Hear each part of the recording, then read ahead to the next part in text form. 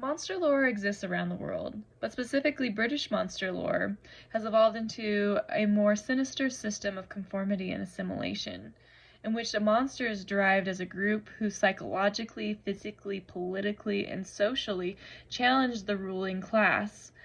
And the monster stands in opposition of normality.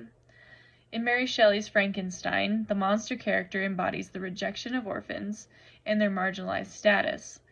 Victor, as the progenitor of the monster, reflects society's hierarchy and systemic othering of orphan children in the Industrial Revolution. However, the monster symbolizes the breakdown of the class binary of marginalized, powerless orphans and the privileged, because the monster enters a liminal space where he deconstructs the semantics of class politics and addresses the social discomforts of acknowledging the suffering of the orphan class.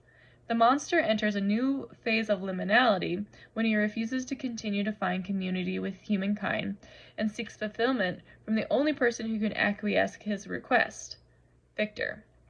The monster asks, "You must create a wife for me, with whom I can live in the interchange of those sympathies necessary for my being. This you alone can do, and I demand it of you as a right which you must not refuse." The act of demanding and not asking for a wife indicates the monster is no longer seeking community with humankind. Instead, he wishes to step through the door of marginalization and reject his limited status.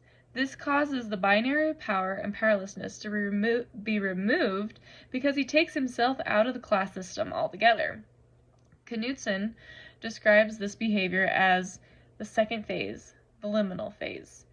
Reversal of social, political, and legal status occur. These individuals function outside the mainstream social and political systems, which instigate liminars to formulate new identities through the reversal and interchanges of political and cultural status. The fact that the monster does not allow Victor a choice in making him a wife is his refusal to conform to the social hierarchy of creator-created.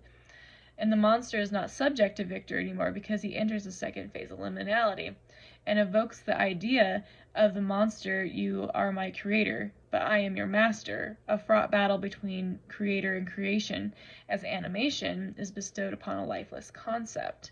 The father, or the ruling class, is the lifeless concept that no longer rules the subject, which is the orphan, because it's animation.